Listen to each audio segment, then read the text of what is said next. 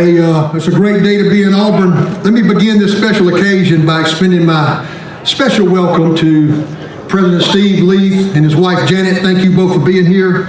Also, we have many members of the Board of Trustees, Oaks and Talent Society members. Coach Pearl, thank you for being here. Thank you for the fundraising effort. We got current members of our men's basketball team and our women's basketball team here today. And all Auburn men and women have gathered for this special day, Charles, for you.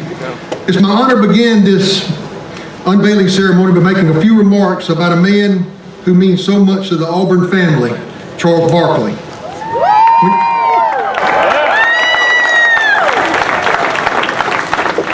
When Charles learned last year that we would have his own statue at Auburn, his only request was, I just hope it's skinny, don't make it life-size. Hey Charles, you're a larger-than-life personality, and somebody like you deserves a supersized statue. Charles, I'll probably be the only one stating facts up here the rest of the day, so listen closely. Charles came to Auburn University from Leeds, Alabama in the fall of 1981. Leeds people in the house. He quickly became a dominant force over the course of his career at Auburn. Charles earned numerous honors. He was named to the All-SEC team in each of his 3 years. He was an All-American in 1983 and in '84, and he was named the Southeastern Conference Player of the Year in 1984.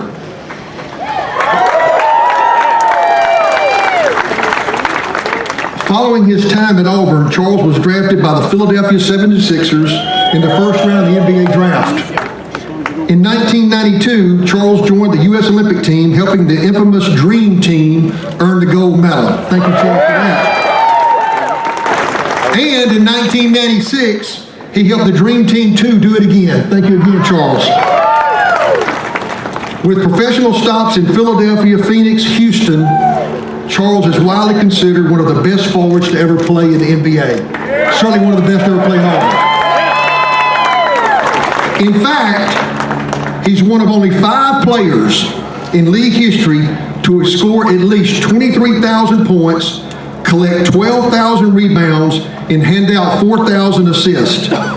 In 1996, he was named one of the NBA's 50 greatest players.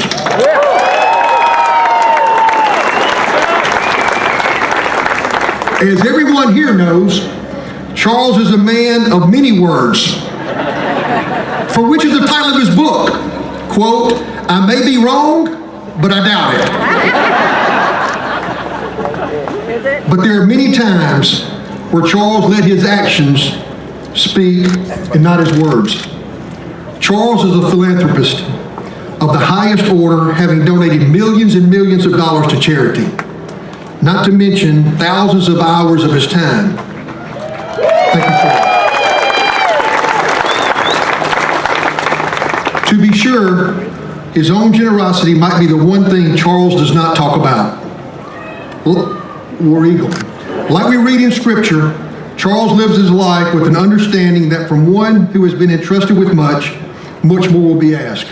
He certainly stood up to that. When I think of all the things that Charles has done in time of need, I remember the words of Dr. Martin Luther King Jr. who said, the time is always right to do what is right. And Charles, this statue unveiling today is most definitely what is right.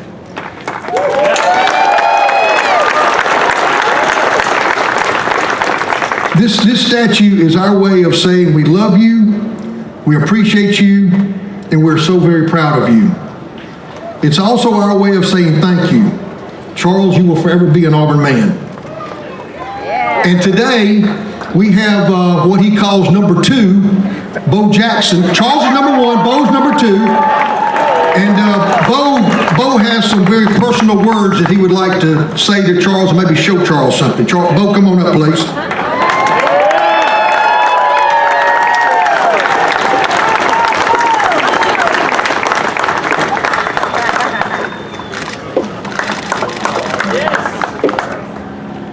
Guys, Barkley has always been my hero. That's why I say it doesn't matter how you look at it. He's number 1. because he was a star on campus before I was. I came a year after. And he will always be number one in my heart when it comes to Auburn University. And I'll accept number two because I'm generous like that. Now, is it hot in here? Yeah. Damn,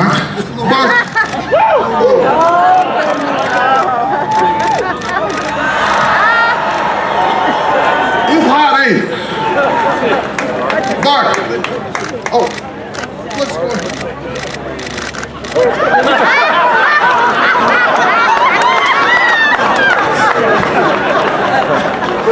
I figured I'd poke fun at you. I love you to death, brother. You deserve that statue. Please enjoy it. Welcome to the club. And they haven't mentioned the man that taught Barkley everything he knows, because when he came here, Charles was dumb as a rock. Coach Sonny Smith, thank you guys. Enjoy the game.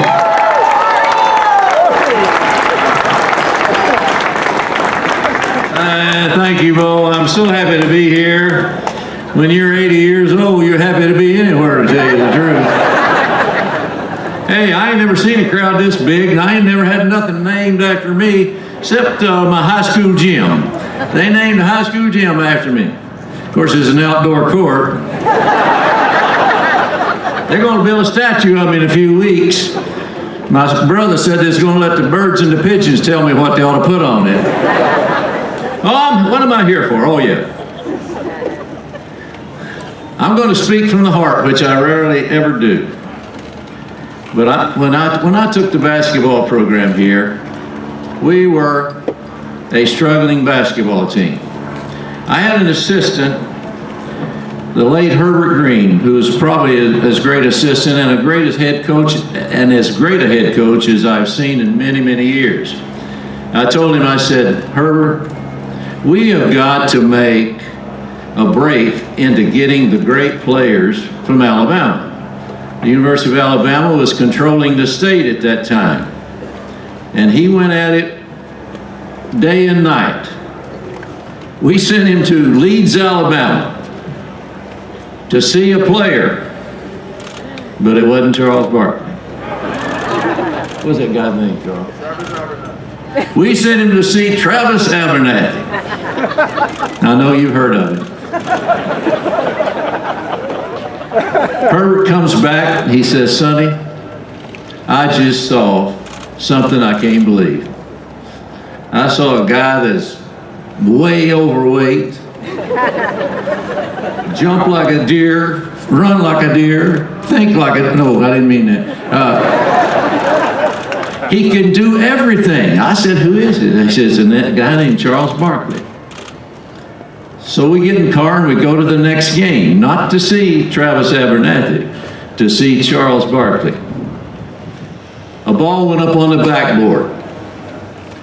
Charles jumped up above the rim, got the rebound, and threw it to midcourt before he ever hit the floor. I said, Herbert, that's the man that can change the program for us. And we went out after him as hard as we could, and now Charles Barkley has been an Auburn Tiger.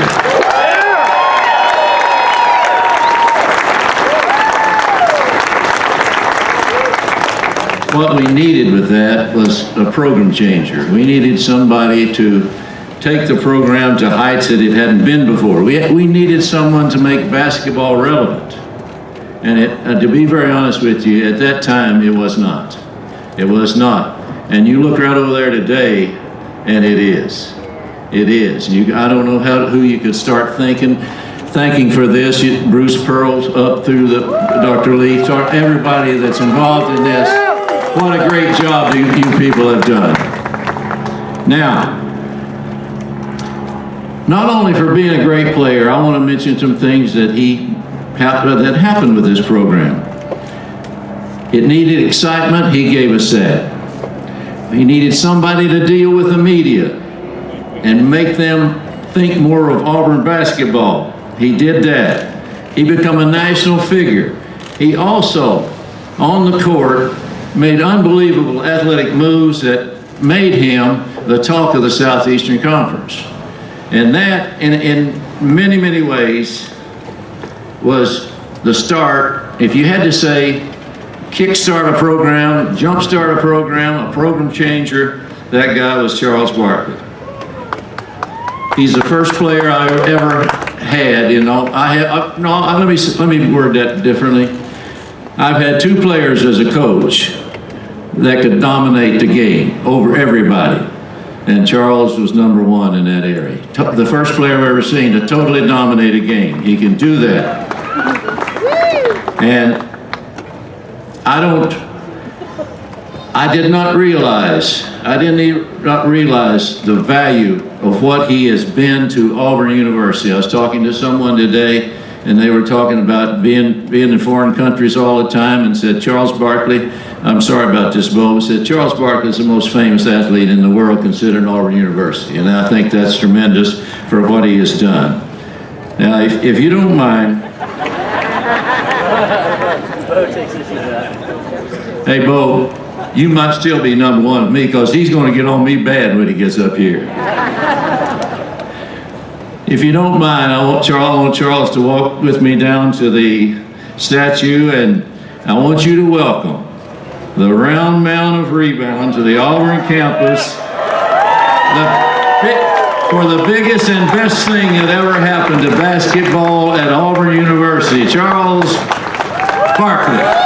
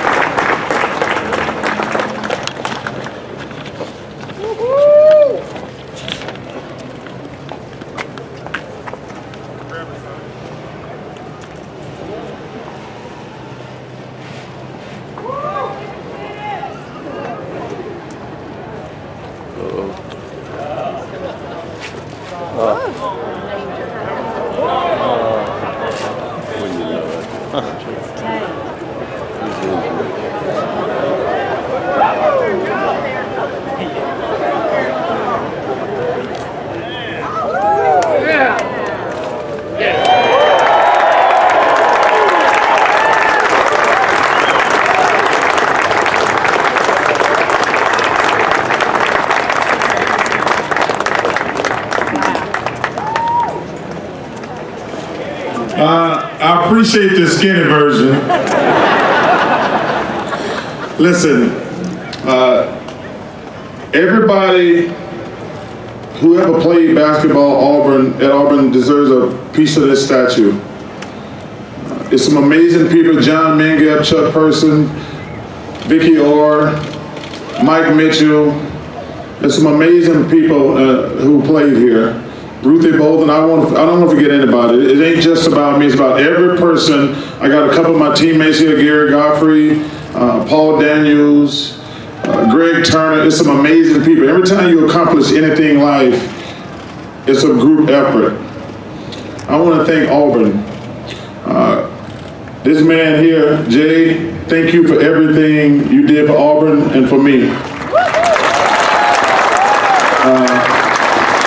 Coach Smith, you know I love you like a father, and you mean the world to me, you and your wife, Jan. You know, every time I see you, the first thing I say to you, I'm surprised you're still alive.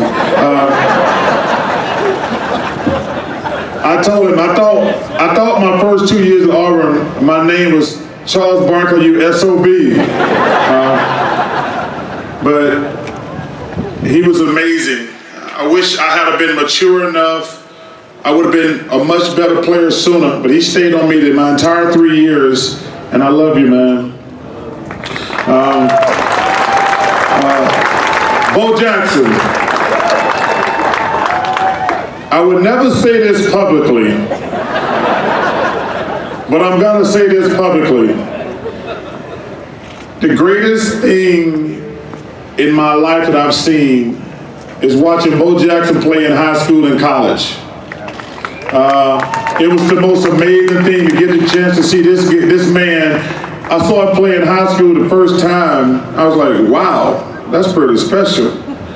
And then to have him come down to Auburn and get a chance to watch him every Saturday. Thank you, Bo Jackson.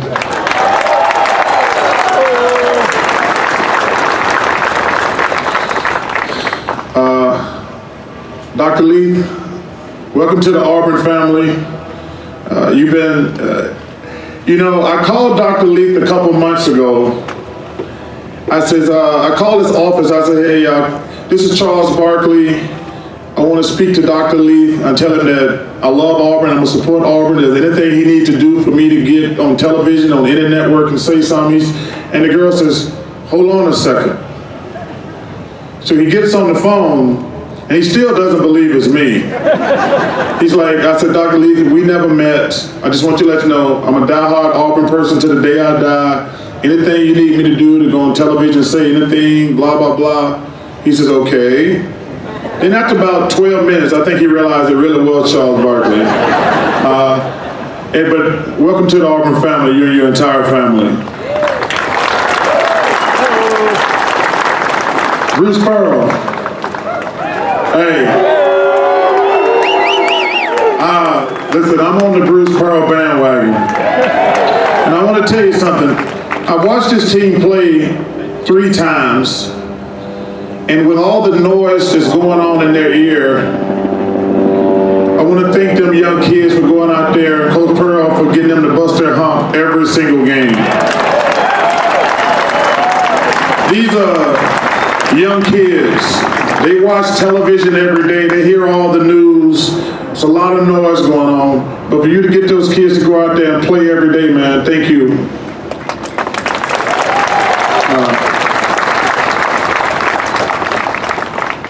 I want to introduce my wife and daughter here. They got all their Auburn garb on today. Proud of y'all. But I am, stand up.